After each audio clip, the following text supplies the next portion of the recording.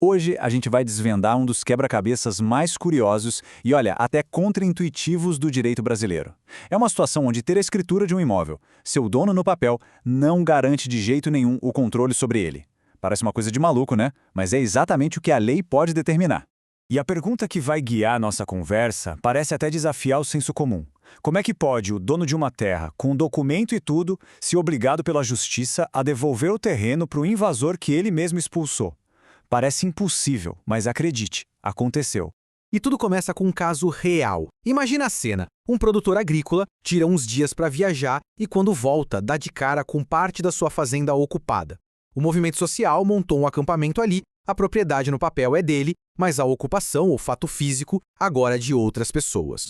O proprietário fica sem saber o que fazer.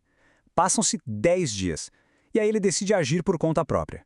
Junta seus funcionários, pega os tratores e, na força, retoma a área, mandando todo mundo embora. Para ele, aquilo era só o exercício do seu direito de dono, certo? E é aqui que a história dá uma virada de 180 graus daquelas bem chocantes. O grupo que foi expulso entra na justiça contra o proprietário. E o resultado? O juiz determina que eles devem voltar para a terra. É isso mesmo. O dono foi obrigado a devolver a posse para os invasores.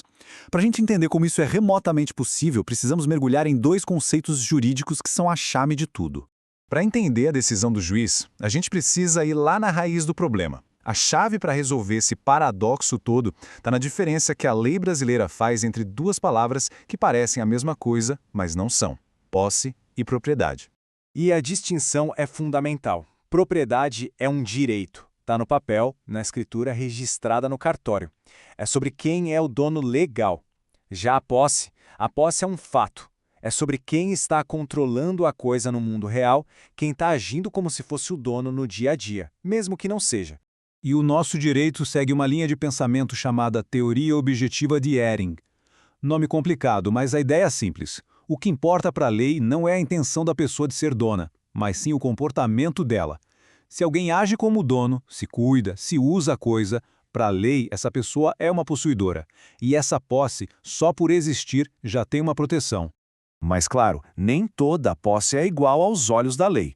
O jeito como a posse começa define se ela é, digamos, limpa ou suja. E essa classificação muda tudo no nosso caso. A gente tem a posse justa, que é aquela adquirida de forma tranquila, sem força ou sem ser às escondidas, e do outro lado, a gente tem a posse injusta, que é aquela que já nasce com algum problema, algum vício, como diz o direito. E são três esses vícios: a violência, que é o uso da força bruta, a clandestinidade, que é tomar posse na moita, escondido, e a precariedade, que acontece quando alguém tem a obrigação de devolver uma coisa e não devolve. Tipo, um inquilino que não sai do imóvel depois do contrato acabar. Ok, com esses conceitos na cabeça, vamos voltar para o nosso caso. Onde foi exatamente que o proprietário errou? A resposta, pessoal, está na linha do tempo. A sequência de eventos foi o que complicou a vida do proprietário. Primeiro, a invasão criou uma posse de fato. Mas o ponto-chave, o erro fatal, foi a demora de 10 dias. Ao não agir na hora, ele permitiu que aquela posse dos invasores, mesmo tendo uma origem injusta, se consolidasse no tempo. E a partir daí, essa posse passou a ter proteção da lei contra um ataque particular. A lei até abre uma exceção para usar a própria força, o tal do desforço imediato. Ou seja, o dono poderia ter reagido para se defender, só que a lei é muito clara. A reação tem que ser imediata. Ali, no calor do momento. Esperar 10 dias, se organizar e fazer um contra-ataque não é imediato. Isso já é fazer justiça com as próprias mãos e isso a lei proíbe. Então, se usar a força depois de 10 dias estava fora de questão, o que o proprietário deveria ter feito? Bem, a lei oferece um verdadeiro arsenal de ferramentas judiciais para proteger a posse. A ferramenta principal para o caso do fazendeiro seria a ação de reintegração de posse.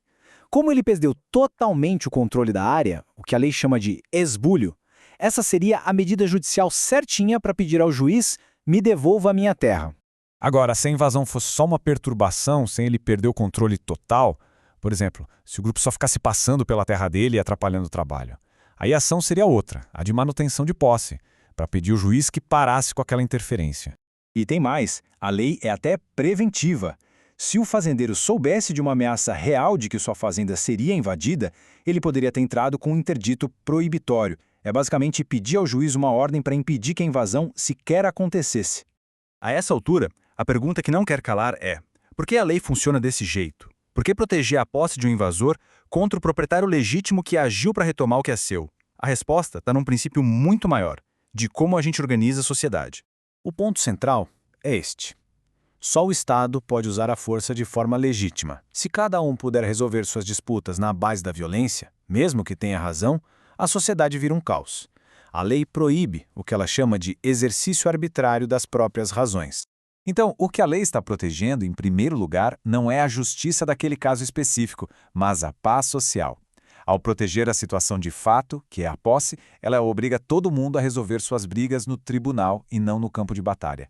É uma forma de evitar a barbárie, a lei do mais forte. E por trás de tudo isso, tem um princípio constitucional ainda maior, que é a função social da propriedade. No Brasil, ser dono de algo não é um direito absoluto de fazer o que bem entender. A propriedade precisa cumprir um papel para o bem da coletividade. E é isso que abre espaço para esse tipo de decisão da justiça. No fim das contas, o caso do fazendeiro nos deixa com essa reflexão. Ele mostra essa tensão que existe entre o direito de propriedade de uma pessoa e a necessidade de todo mundo de viver em paz. A lei, ao escolher o processo legal em vez da força, nos obriga a pensar o que é mais valioso para a gente como sociedade. E a resposta, como a gente viu, nem sempre é a que o nosso primeiro impulso diria.